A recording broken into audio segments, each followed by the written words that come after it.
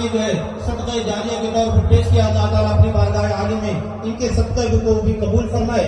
और इधर बाएं साइड से कोई आवाज अगर आ रही तो पेश करें, यहाँ तक पहुंचा दीजिए आवाज। एक निहायत बेहतरीन मौका है अल्लाह ताला की राह में बेहतरीन सदक़े जारिया।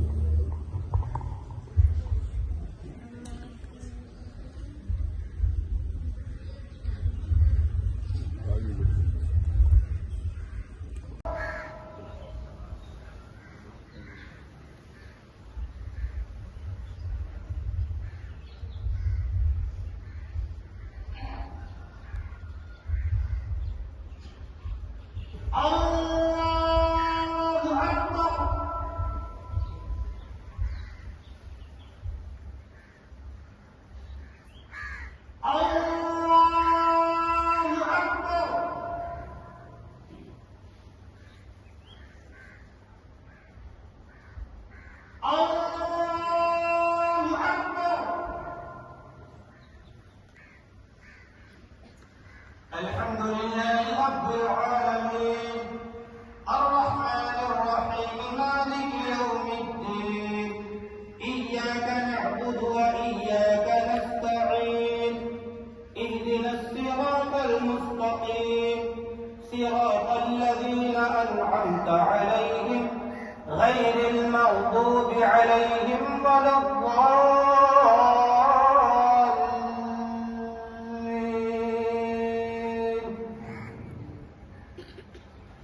हुवल्लाहु अल्लज़ी ला इलाहा इल्ला हु आलिमुल गैबि वश्शहादति हुवर रहमानुर रहीम। हुवल्लाहु अल्लज़ी ला इलाहा इल्ला हु अल मलिकुल कुद्दूसुस सलामुल मुमिनुल मुहैमिनुल अज़ीज़ العزيز الجبار المتكبر سبحان الله عما يشركون الله أكبر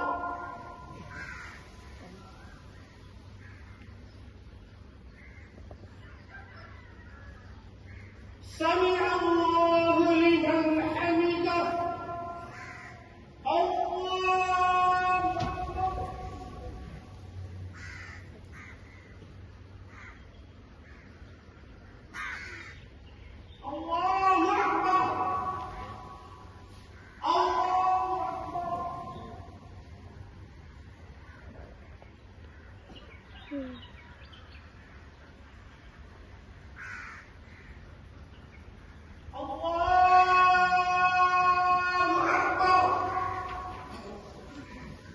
الحمد لله رب العالمين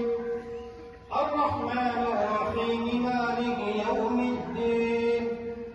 إياك نعبد وإياك نستعين اهدنا الصراط المستقيم صراط الذين أنعمت عليهم غير المغضوب عليهم ولا الضالين.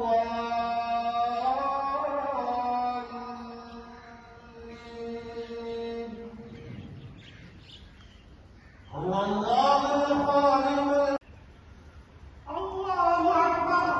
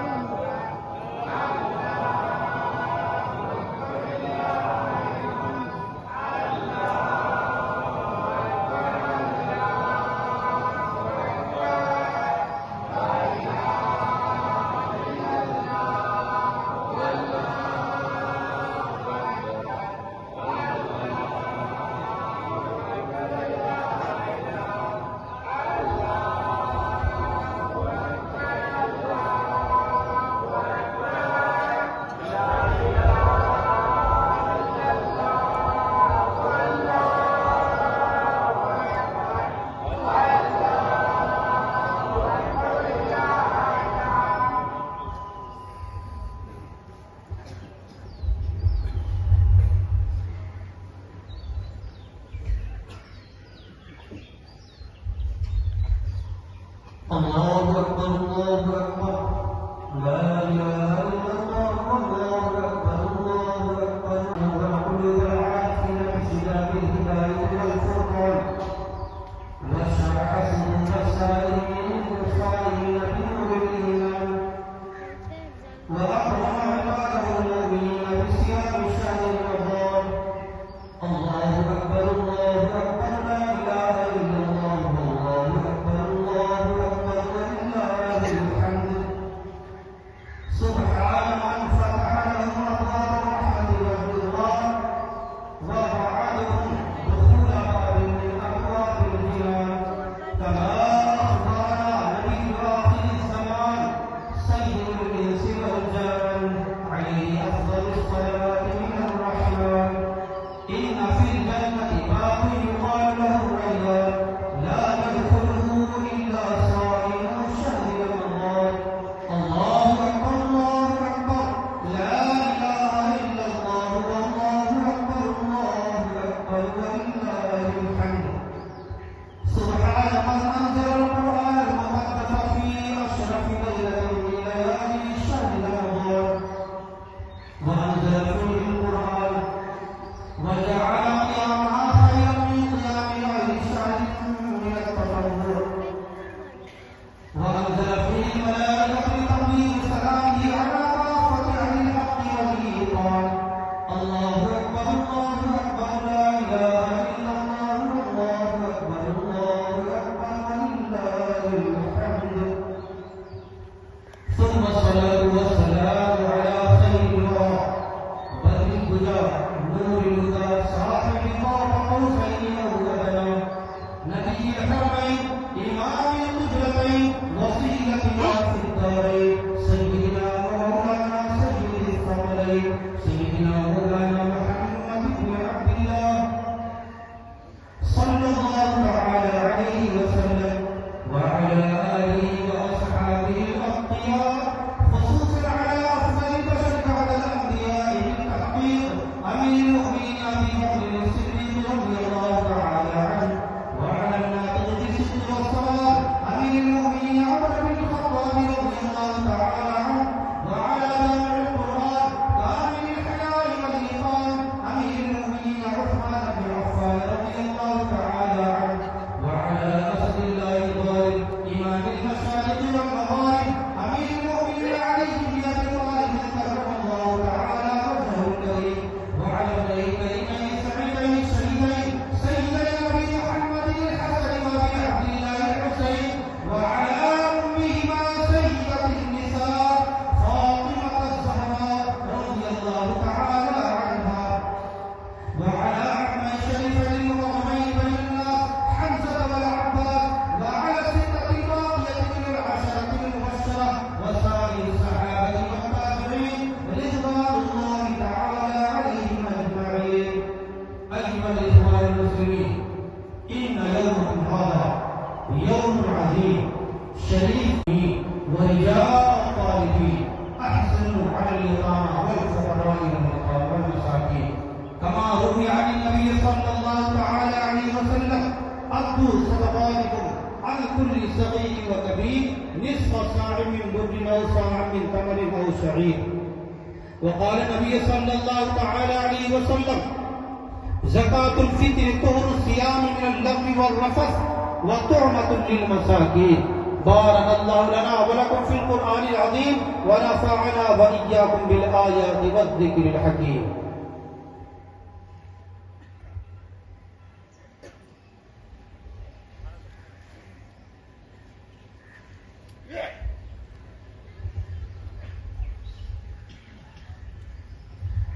الحمد لله نحمده ونستعينه ونستغفره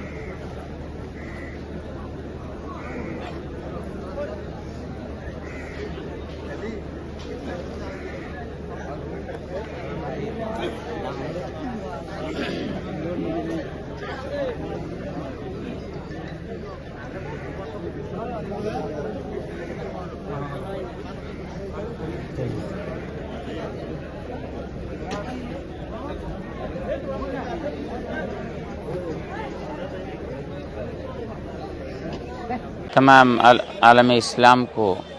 हमारी जानिब से और हमारी कमेटी हज़रत मोहम्मद हमज़ा शाह रहमतुल्लाहि ताला अलैह बेतिम बारदज़गोआ की जानिब से ईद उल फित्र की दिल की गहराइयों से मुबारकबादी पेश करते हुए बड़ी खुशी महसूस हो रही है कि आज वो ईद का मुक़द्दस दिन है कि जो अल्लाह तबारक व तआला अपने बंदों को इनाम के तौर पर अता फरमाता है, जिसमें हम अपने लिए भी खुशियाँ मनाते हैं और पूरी इंसानियत के लिए हम दुआ करते हैं कि पूरी इंसानियत को अल्लाह ताला इंसानियत के तरीक़े पर ज़िंदगी गुजारने की तौफ़ीक़ अता फ़रमाए।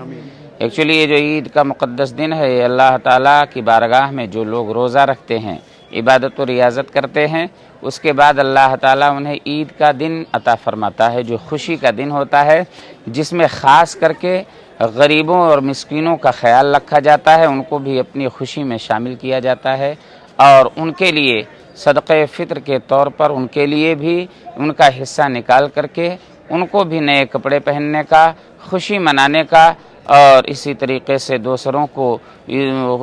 में खुशियाँ बांटने का मौका अता किया जाता है। तो अल्लाह तबारक व तआला का हम सब पर ये बहुत बड़ा एहसान अज़ीम है। हम इस मुक़द्दस और मुबारक दिन पे यही दुआ करते हैं कि अल्लाह ताला पूरी दुनिया पर और सारे इंसानों पर अपनी रहमतें बरकतें नाजिल फरमाए, तमाम इंसानों को आपसी मेल व मोहब्बत के साथ बिला तफरीक मज़हब व मिल्लत की ज़िंदगी गुजारने की तौफ़ीक़ अता फरमाए। और